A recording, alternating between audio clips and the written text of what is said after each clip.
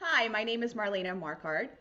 I will be presenting today incorporating social emotional learning, or SEL, into your private instrument lessons. A little bit about me. I'm a music educator. I have been a music educator for the last 7 years. I am a member of the staff at the BIAESN, which is the Berkeley Institute for Arts Education and Special Needs, and I'm also a piano instructor there.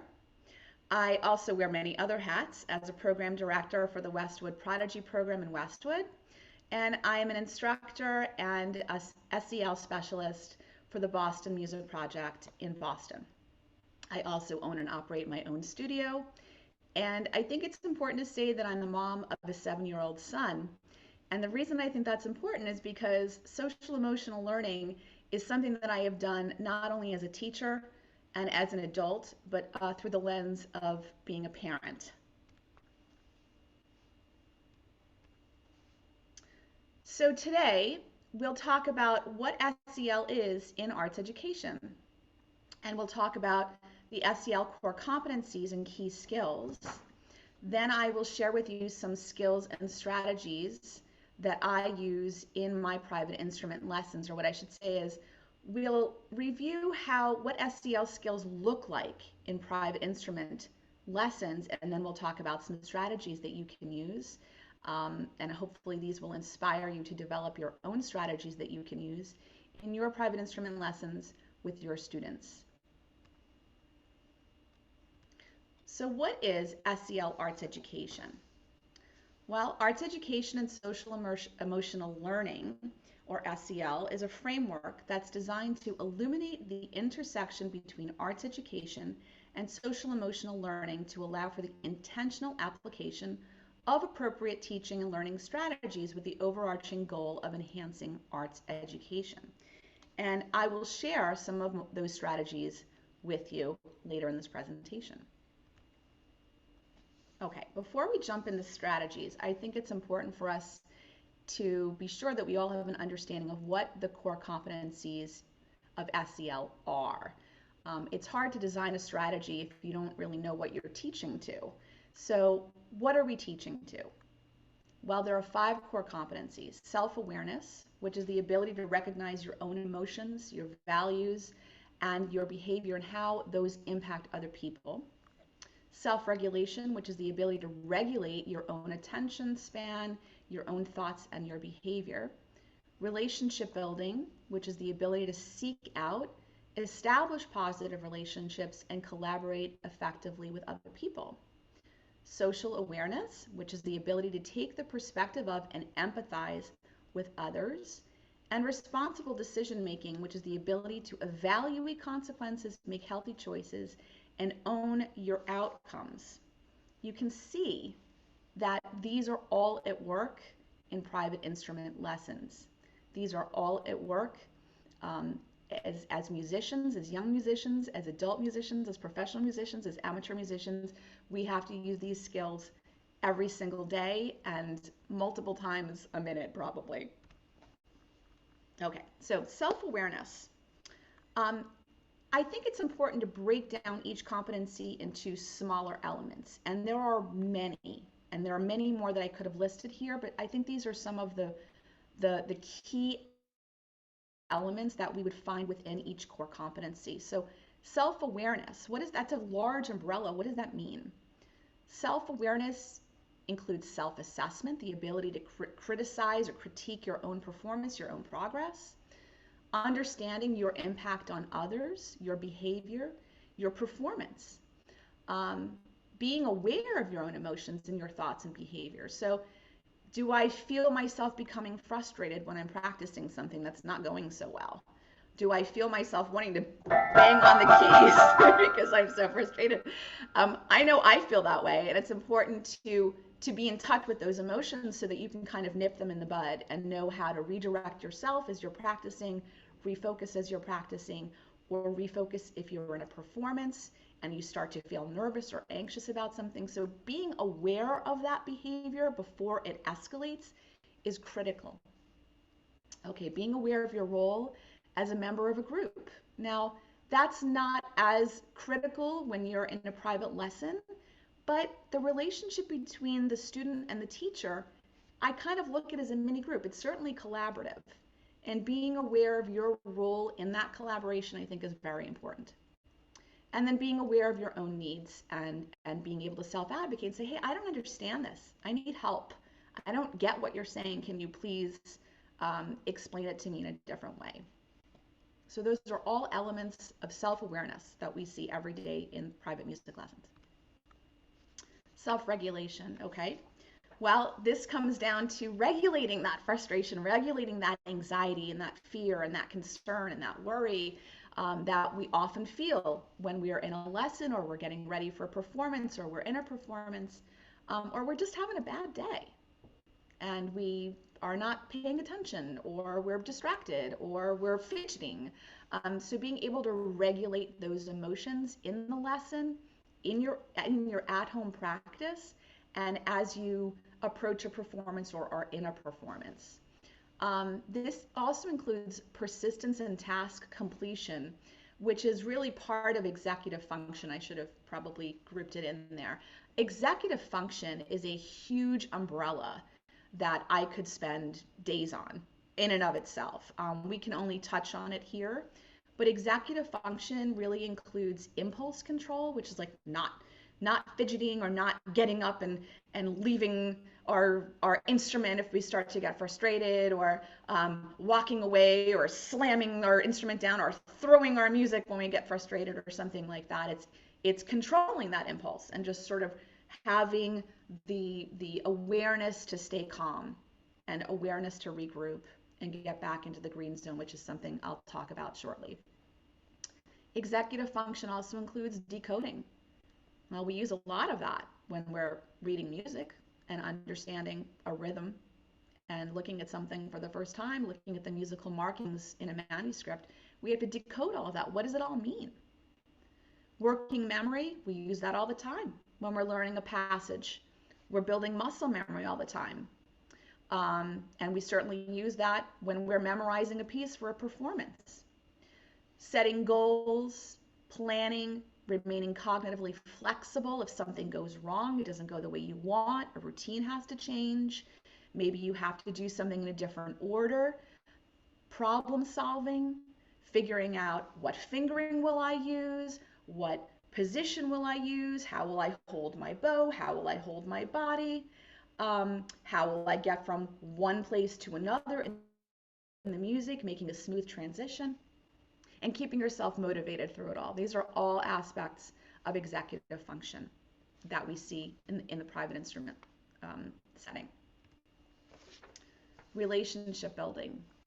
So relationship building is often boiled down to showing kindness.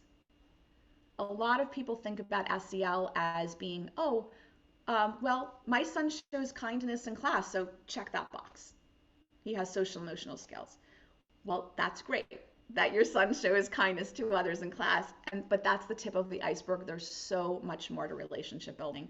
And there's so much more to relationship building that can occur in a private lesson. As I said, it's collaborative. The relationship between student and teacher is collaborative, just like any other relationship between two people. So showing kindness and respect between one another, you to your student back to you.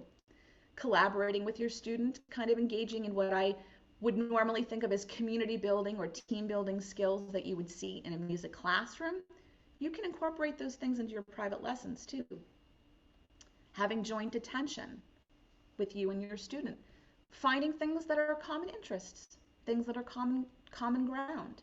Being sure that you're really communicating and you're talking about the same concept or the same thing. Not that you're miscommunicating and you feel like you're talking about this thing and your student is talking about that, and you're talking about, you're cross-communicating and not really communicating at all. Having appropriate interactions. So, setting ground rules of a kind. And some students require a list of ground rules, and we'll talk about that. And some students will pick up on it if you model appropriate interactions.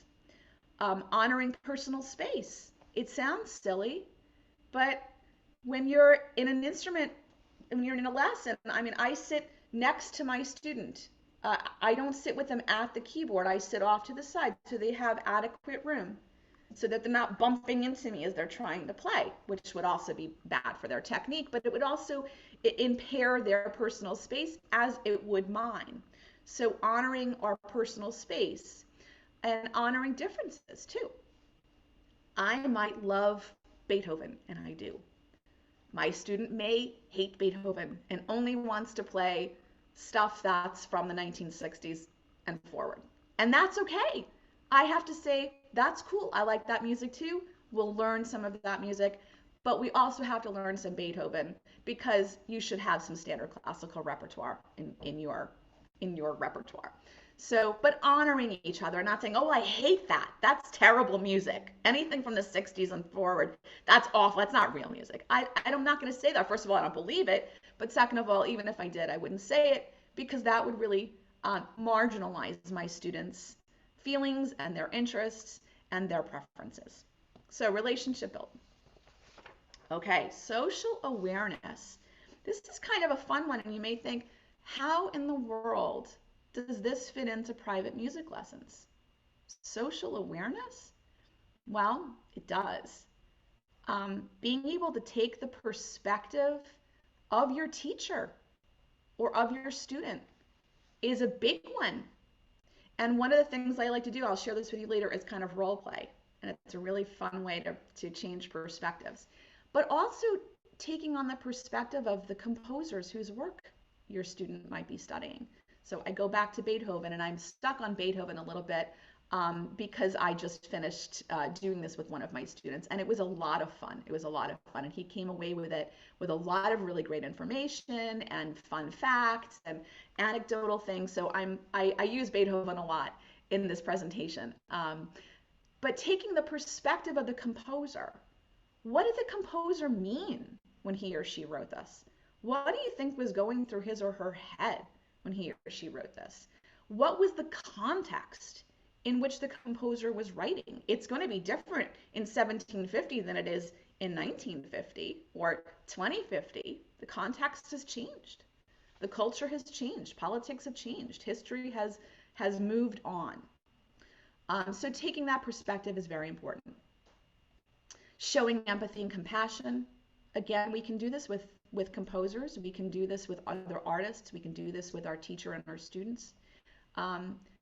Really just trying to understand, again, it's a part of perspective taking. What is their experience? What are they experiencing, or what did they experience? And how has that informed what they've written, or how my teacher is teaching me today, or how my student is listening or not listening to me today? What's going on? And can I take a step back and connect with my student on a more human level for a moment? Showing respect and kindness, we've kind of talked about that a little bit. Understanding what your impact can be on the community as a musician, and understanding what other musicians and artists and composers' impact has been. One way to think about doing that is through listening to other kinds of music from around the world in the context in which it was written, and understanding, did that music change anything? Did it change perspectives? Did it change the course of history? Did it change some aspect of politics? And the answer to all of those is yeah. Think about the civil rights movement and think about what a critical role music played. It changed a lot. Okay, another aspect of social awareness is advocacy and social justice, which really goes hand in hand with understanding the impact on the community. And we can see all of these at work in our private music lessons, and we can really enhance all of this in our private music lessons. The last core competency, cell core competency, is responsible decision making.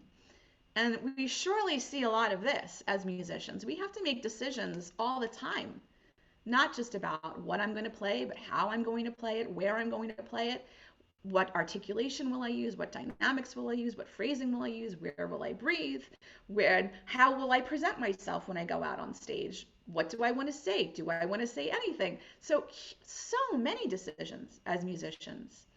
And we can't just make this in a vacuum, right? We have to think about, well, what will be the impact? what will be the consequence of a decision? If I start playing a piece too quickly, will I be able to sustain that tempo throughout the entire piece? If I play a piece with articulation that's staccato, will that capture the mood of the piece, or is that just not right?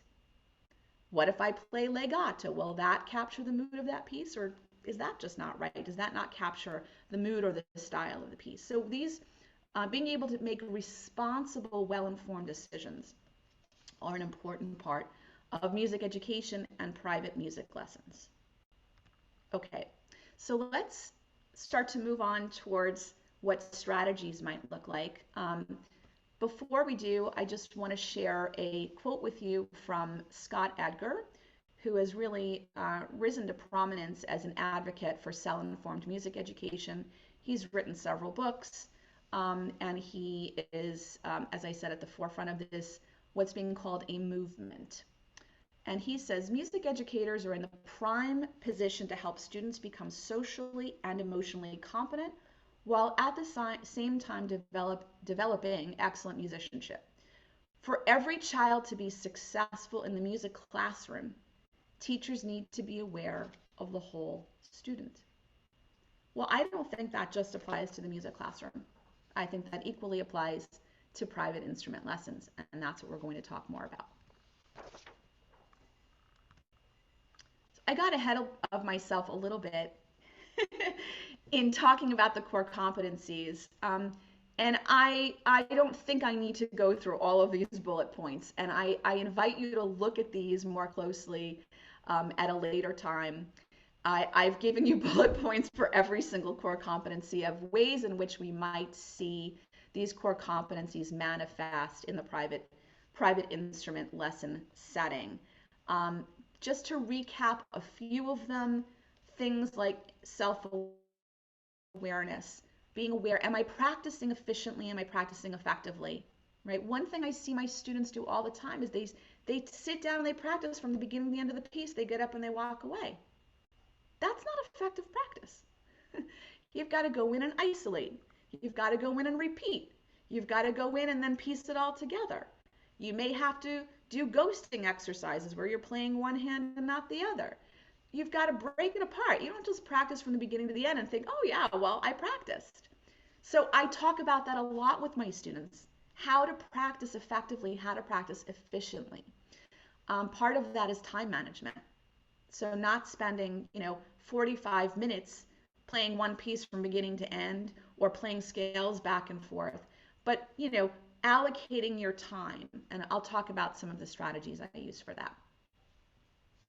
Also I'm getting into self-regulation, but being aware again of your emotions and your behavior while you're in your lesson and while you're in your practice sessions at home is really super important for any student, for any musician. Self-regulation skills at work. Again, I kind of went through some of these earlier, but going back to practicing my time, managing my practice time efficiently, managing my lesson time efficiently as a teacher, being sure that your student is decoding their music, that they understand everything they're seeing, that they understand the markings, because if you are not understanding, if you're not decoding, you're not accessing the music. You don't really understand what you're supposed to be doing. And that will probably lead to frustration. It will probably lead to your student being stuck. It will probably lead to your student getting angry, acting out, throwing their music, stomping their hands, banging on the keyboard. So going back and understanding what the triggers are to the behavior and being able to help your students identify that and then helping them develop some skills to regulate their behavior. Okay, I want to keep moving because I'm mindful of the time. Relationship building, again, we talked a little bit about this. I'm going to emphasize one more time how seminal the relationship is between student and teacher. I think back to my piano teacher of many years ago, and I channel him every day. He's always in my head because that relationship was so important and so formative for me. And I'm sure that's true for many of our students. I'm sure that's true for you as a teacher too, that you think back to your own professors and how formative they were and how important those relationships were. I can also think back to relationships that weren't very good, where I had teachers, I left their studio because I didn't feel like I could collaborate with them. I didn't feel like we had a partnership. I felt like I was being um, uh, almost beaten into submission. Literally, one of them had a stick and would hit me with a stick when I made a mistake, which was certainly not a collaborative relationship, and I quickly left that studio. So building a productive, collaborative relationship with your student, building trust, building confidence, being sure that that will all help to be sure that your student is really listening to what you're saying and accepting your help, because it's hard to ask for help. If you have a good, productive relationship, your student will ask for help and then listen and implement what you're suggesting. Okay, social awareness. We talked about some of the ways we see this in private instrument lessons.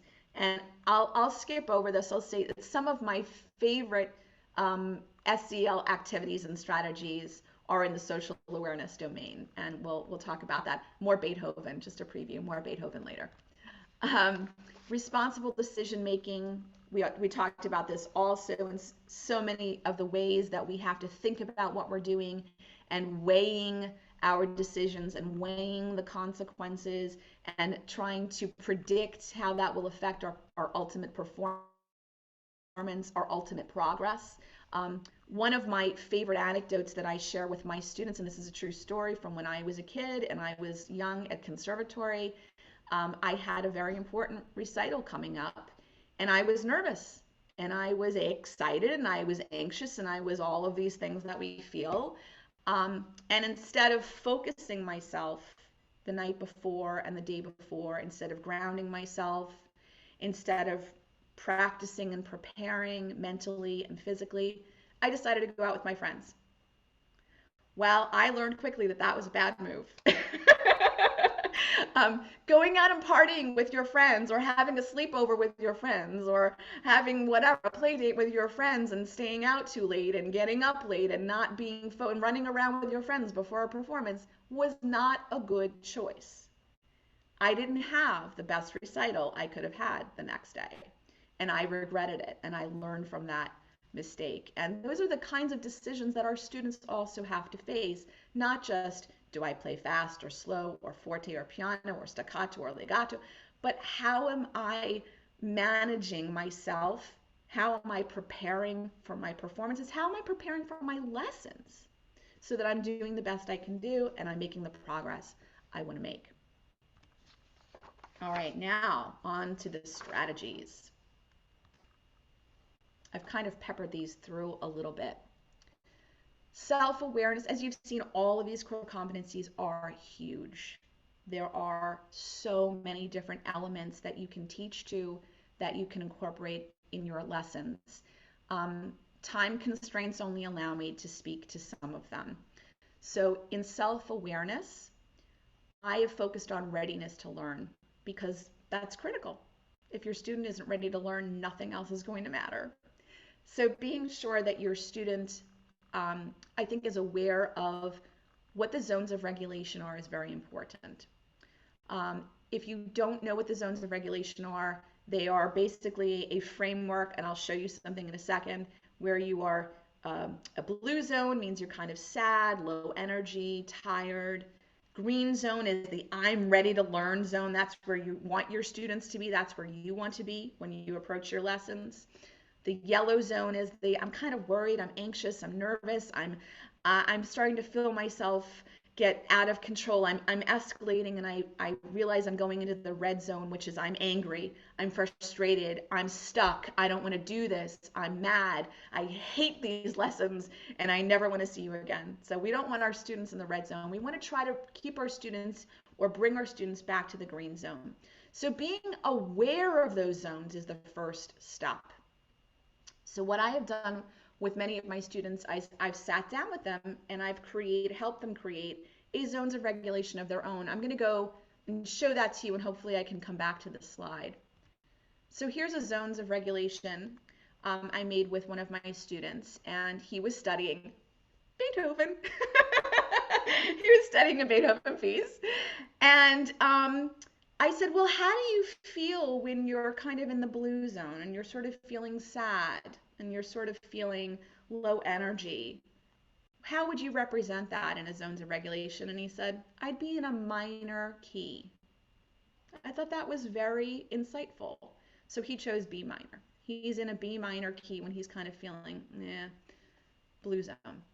Well, how do you feel when you're ready to learn? I feel allegro. I feel lively. I feel just right. I feel like I'm in a good pace and I'm going along and I'm feeling allegro. Great. How do you feel when you start to feel worried and you're in the yellow zone? And he said, like a tritone, which I thought was brilliant. I thought that was absolutely brilliant because that tritone is the musical indication of something's not quite right, or there's going to be a transition, or there's a question mark. So I thought it was just a brilliant choice. And the last one, you can't really tell, but that is Beethoven. The raging titans scratching red, red, red, red, red, red, red. So that was his depiction of his zones of regulation. And I loved it. And I thought it was just, it showed how in tune he was with himself. And it tied into music. It showed also his understanding of all these different concepts in music. So I would encourage you to do that with your students. It's a lot of fun, and it's also almost a way for you to evaluate like how well your students are understanding different concepts in music. Once you've established those zones of regulation, I think doing a zones of regulation check-in at the beginning of a lesson is a great thing. How are you feeling? Blue zone, red zone, yellow zone? Quick check-in. Thumb up, thumb down. Feeling red zone? Feeling green zone? Yeah, I'm in the green zone, ready to go. So that's a quick one. Another one is setting an intention at the beginning of your lesson. So you can say to your student, well, what do we want to learn today? What do we want to accomplish today? Do we want to learn the first 2 lines of this piece? Do we want to learn how to play a 2-octave arpeggio? So make them discrete, not tangible, but doable, bite-sized goals so that at the end of the lesson you can say, well, how did we do? Did we learn? Did we accomplish our goal? And then your student has a sense of what it looks like to succeed in the lesson. So you're not just rolling from lesson to lesson. What am I learning? I'm not sure. How am I doing? I don't know. But there are benchmarks that you've created in collaboration with your student. Another one I do, and I usually do this with my younger ones and my adult students.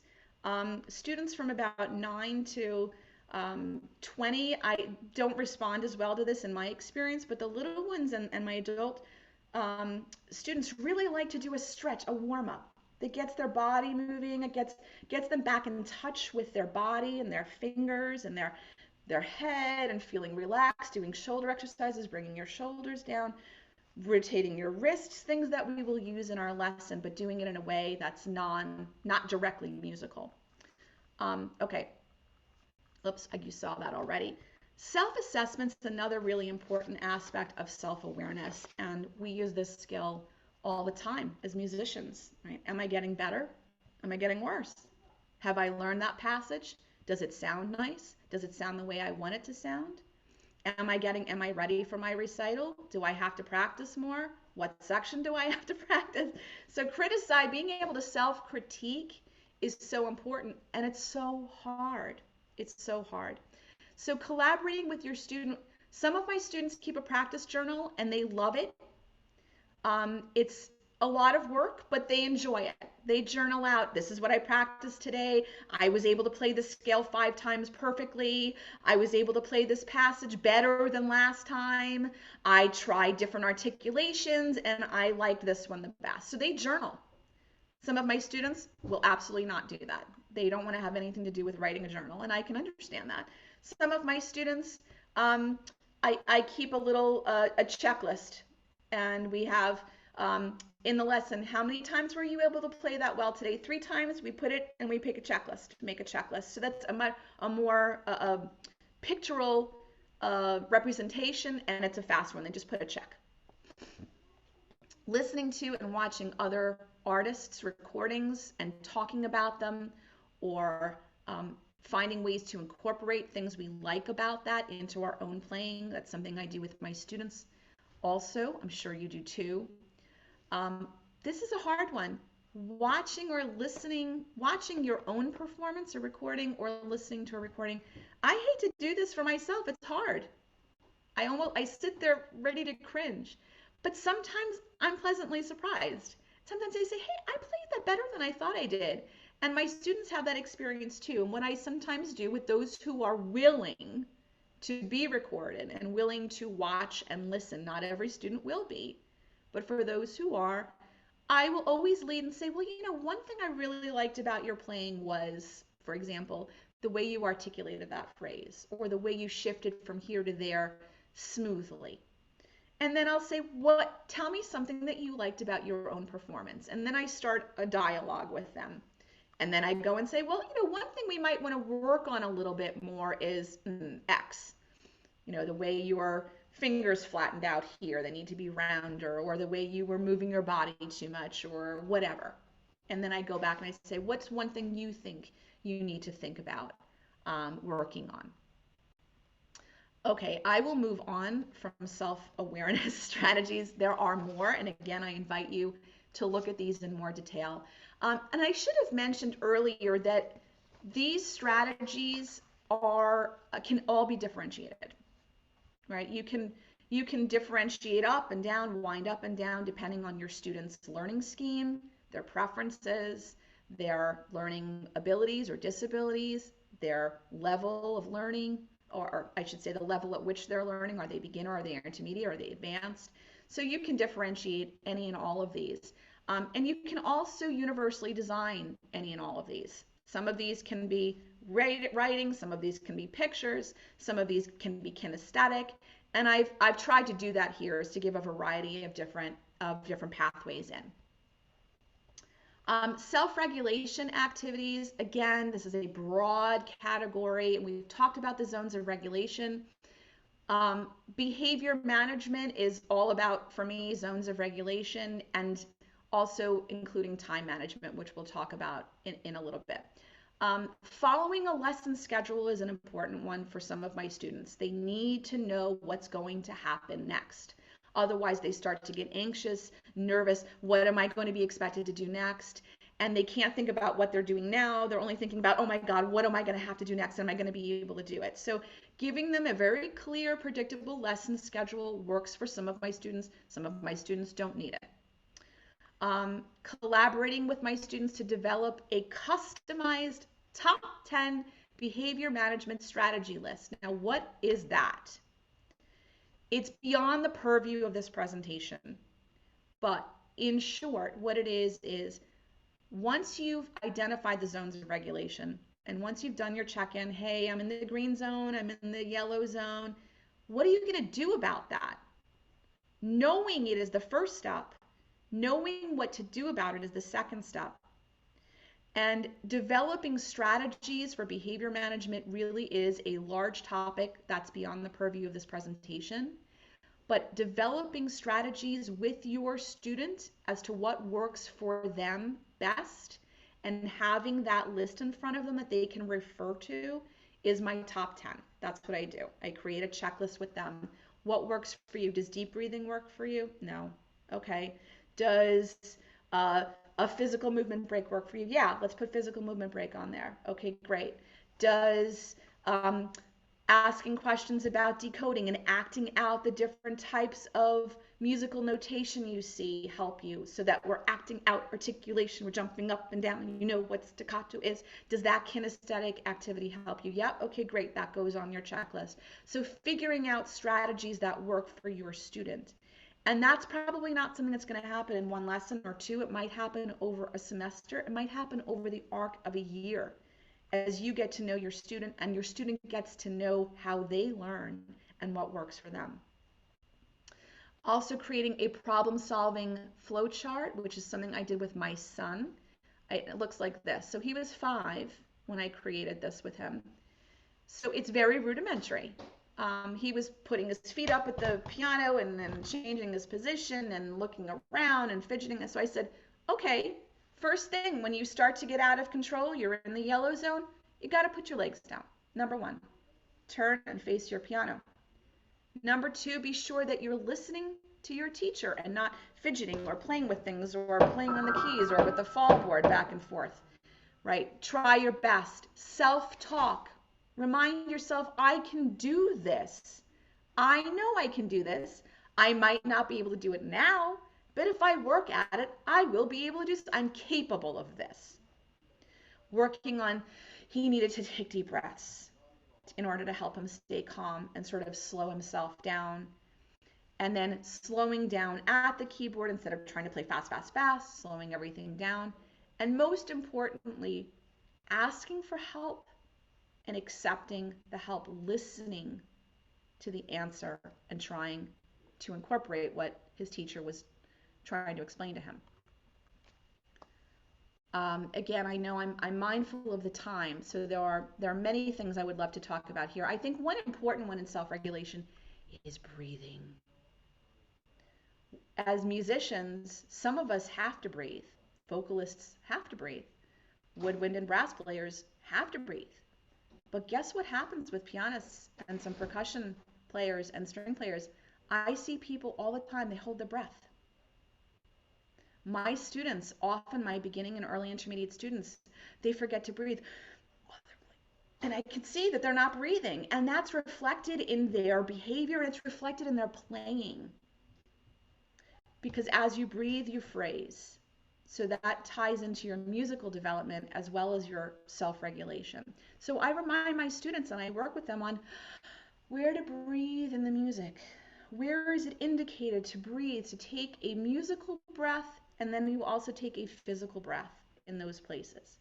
And that helps a lot. It diffuses a lot of the anxiety, it diffuses a lot of the frustration. Just take a big, deep breath where it's indicated in the music. I showed you this already. This is more self-regulation. Speaking of time management, I'm running out of time. But time management's a huge one in private lessons, helping your students have a flow to their lesson again, having a lesson schedule. But at home practice is just as important. So developing a time management pie with your students so that they know, I'll practice scales for 2 minutes or 5 minutes. I'll practice my repertoire piece for 10 minutes. I'll practice these exercises for 5 minutes. That helps them keep on track. And here's a time management pie I had done with one of my students, and this is what it looks like. And I added in, you'll notice, 2 minutes at the beginning for that stretch, for that deep breathing to get them in the zone, ready to learn. And at the end, I included a reflection period. And in that period, my students can journal, or my students can put a checklist. Yeah, I did this today. I didn't do that today. I did this today. Or, excuse me, they can just spend a minute thinking about, well, how do I feel about how I did today? Did I practice well? Do I feel like I did a good job? Can I do something differently tomorrow? Another one that I think is very important is creating a countdown calendar for an upcoming event, a recital, a performance, an audition, a music festival, to be sure that you're ready. Backwards plan. So if your event is on August 1st and you are now on May 1st, how will you spend those 12 weeks? Getting ready? What are the weekly targets that you need to accomplish in order to be sure that you're ready as you want to be for that upcoming event? I'm going to race through because I know we are running out of time. Relationship building, we've talked about. I really want to talk about role playing. This is a fun thing that I do with my students. I ask them to be the teacher, and then I take the role as the student. And sometimes I engage in some of the behaviors that my students sometimes engage in. So I'll start to fidget, I'll look around, I'll just start to play things on the piano, and they'll look at me and they'll say, hey, I'm trying to teach you something. Or did you hear what I said? Or can you do what I just asked you to do? And then they'll get a flavor of what it feels like in my shoes. And all of a sudden, they have a lesson in perspective taking, and they can kind of empathize with me a little bit more. And I also empathize with them. I say, you know what? I was talking too much. I should have just shown them more. Maybe I should talk less and model more. So we change roles, and it's really fun. Also, taking turns and playing different phrases. So if I start with a phrase and then I ask them play the next phrase in the same style, I know that they've been listening. If they come back and they play, I know they're not listening because that's not how I played. I didn't play legato and andante. So continuing on in relationship building skills, we were talking about how to share a phrase in your music making where you would take a phrase and your student would take a phrase. And in that way, having your student emulate the phrasing that you're creating, the articulation, the dynamics, the particular phrasing shape that you're using, that's a nice way to practice active listening in your private instrument lessons. And it's also a fun way to try out different things, to decide what works, what doesn't work, and then have a discussion about it, which kind of goes to responsible decision making, which we'll talk about in a little bit. Another activity I like to do, and I realize I'm in the wrong screen. Let me go back. Here's the correct screen. Sorry about that. Another relationship building activity I enjoy is having my students come to my concerts. They love this. They love to see me sweat. What better way for them to get a great front row experience of what a concert is like with a person they know and a person they're hopefully rooting for, or maybe not. And they're seeing how I come out and take my bow. They're seeing how I might present something to an audience. They're seeing how I sit myself at my bench. More importantly, they're seeing how I handle mistakes and when things don't go right. And hopefully that helps them to gain some strategies for themselves for their own performances. But more than that, it's just a lot of fun and it's a great bonding experience. My students love coming up to me after concerts and they're so excited and I'm excited to see them. And it's just a really nice dynamic. So I can't emphasize enough how much fun it is to have your students there. Although I find them to be, I get so nervous when I know I'm playing for my students because I know that I have to be the model, the role model that I hope I always am. Okay, let's move on from relationship building to social awareness activities. I think I said earlier that this is just one of my favorite areas of SEL in music, in private music lessons. And I think one of the most basic things is to just be able to expose your students to different kinds of repertoire in a range of styles from different composers, different genres, different periods, and representing different cultures.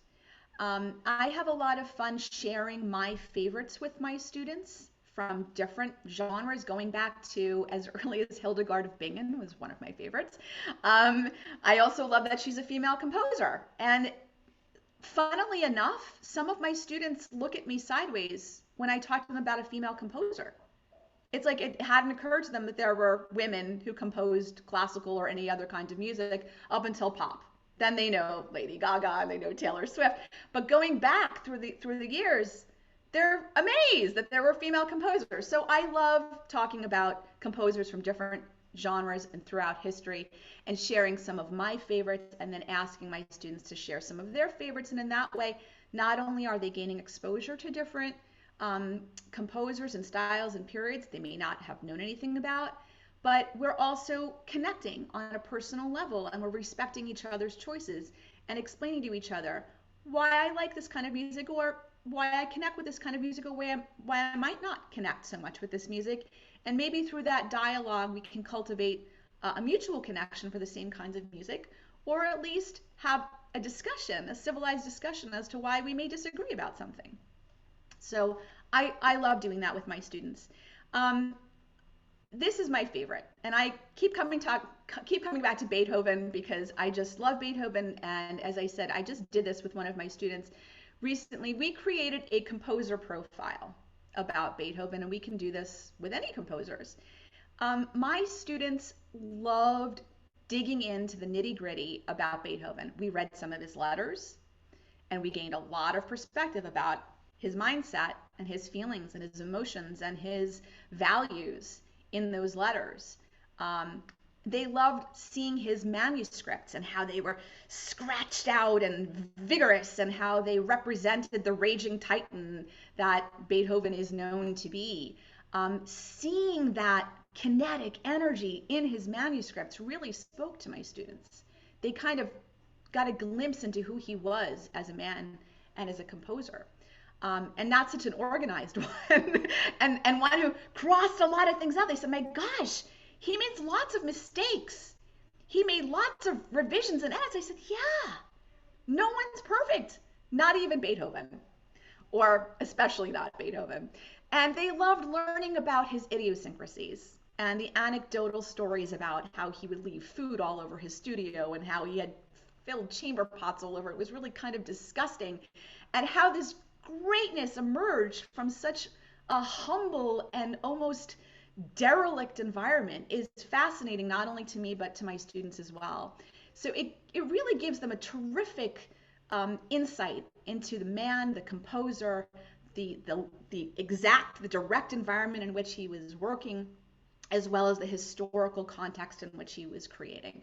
So I can't emphasize enough how much fun it is. And your students will come back and remember those details. They still come back and they say, oh, he only brushed his front teeth, or he rarely bathed, or he was all disheveled, his hair was messy. They love knowing this. So, and it adds just such a fun quality when they're playing his music. Listening to and discussing songs that have a clear message. You can do some of this with classical music, and you can do things like if you're listening to Carnival of the Animals and you're listening to programmatic music, that's easier to discern those messages. Not so easy when you're listening to a sonata, for example, or another piece of classical music. But I like to do this especially with my students who are studying pop music, because there you can really discern clear messages often. And I like to use examples like, Pete Seeger and all the music he wrote about saving the environment and the effect that he had through that music. He was impactful. He made a difference with his music. So I love talking about and sharing songs and stories about composers and songs that had a message and where that message had an impact. Katy Perry's Roar is another one. You can interpret that in many different ways. My students often interpret that as I'm standing up for myself, I'm self-advocating, or I have sort of found my path. It's not always a clear message, it could be multiple messages, but having that conversation about music and its meanings is also a great way to incorporate social awareness into your private instrument lessons. And on to responsible decision making. I tend to think about responsible decision making in private lessons in two ways. One is musical interpretation, which is what we'll talk about more in this session. And the other is just responsible decision making about who you are as a performer. I talked about this a little bit earlier, my vignette about running around with my friends the day before a recital. Well, I learned the hard way that was not a good decision. And I never did that again. I learned from that mistake. So I try to share those things with my students, strategizing with them on how to prepare for a performance, creating performance checklists, things that you can do, things that you maybe shouldn't do before a performance. But where I'd like to focus our time here is on musical interpretation. Over the course of many lessons, and maybe over the course of your entire teaching career with your student, try out different dynamics, try out different phrasings, articulations, figure out what would be most faithful. What would be a most faithful interpretation of this music based on its style, based on what we know of the composer? What would Beethoven have done? How would he have played this? What do you think he was thinking when he wrote this? What do you think his intentions were? What would portray the mood of this music the best? And what makes you as the student most comfortable? So have that conversation, not only verbally, but by trying different things out. So try out, if you're playing Mozart, here's an example. Hopefully you can hear this.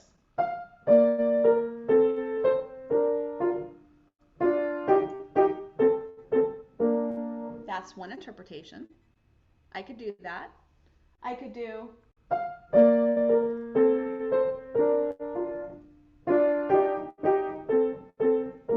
That's another interpretation. I use tenuto instead of staccato. Some of these can be very nuanced. I probably wouldn't do this.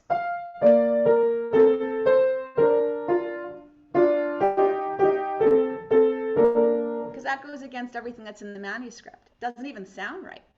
So I don't think that captures the intention of the composer. I don't think it captures the stylistic nuances of the classical period. But I wouldn't know that as a student necessarily unless I tried out different things. And then I can make a responsible decision by listening, by seeing what's in my music, and by learning a little bit about the composer's intentions and the styles. And that's where all those other aspects we've been talking about come into play here. Listening to and watching other performances, especially of the piece that your student might be playing. That's just a terrific way, and it's so much fun. It's so much fun to see, well, you know, what did Daniel Barenboim do? I saw a performance of Lang Lang a few weeks ago. He was playing the Prelude in C, Bach Prelude in C. He played it in the most surprising way. I've never heard it interpreted that way. And one of my students is learning it, and we listened together, and I said, wow, let's talk about that. He used staccato in certain ways. He didn't use any pedal at all, which is not surprising because it's Bach, but many people do use pedal. But he made very surprising interpretations, and we were able to talk about that. My student said, you know, I really like that. I'm going to try to do that when I play it. And it turns out it looked easier than it was because Lang Lang is a master and he made it look easy. But it was such a great way for my student to see another interpretation and to think about what he could do in his playing. So by all means, watching and listening to other performances is fun and informative. The last thing I think I will emphasize is concretizing concepts for your younger students. Articulation and dynamics and phrasing, this is all very abstract. So for younger students, it's fun to help them with movements. So pretend you're the wind. How would the wind move? Legato. The wind would not move bum, bum, bum, bum, bum, bum. If the wind is legato and they associate that feeling and that movement with wind, then they can take that and bring it to the keyboard or bring it to their instrument and their playing. Play like the wind. Oh, okay, I know what that is. Is this the way the wind would play? Or would it be more like raindrops? Boom, boom, boom, boom, boom, boom, boom, boom, staccato. So giving them a concrete idea and then using those terms to describe the playing and talk about different interpretations of the playing is a great way to go. It's just a lot of fun. You can make a fool of yourself, and I do regularly. Okay, so a summary of what we've discussed. Private instrument lessons are a natural setting in which to help our students develop their social emotional skills as well as their music literacy and their musicianship and performing skills. By incorporating SEL activities into our private instrument lessons, we are not only supporting their musical development, we are offering them a richer overall experience. We're helping them connect more deeply with their music, with us, and with other audiences. We're developing their musical vocabulary, their subject matter knowledge. They are learning also that music is not just static. It's not created in a vacuum. It's ever changing. It's evolving every day, and what they do can make a difference. What they create can have an impact on the future and shape future generations of musicians and possibly shape future genres of music. And they are also developing critical life skills. They're learning cognitive flexibility, resilience, planning, confidence building, problem solving, time management, organizational skills, and so many other critical life skills.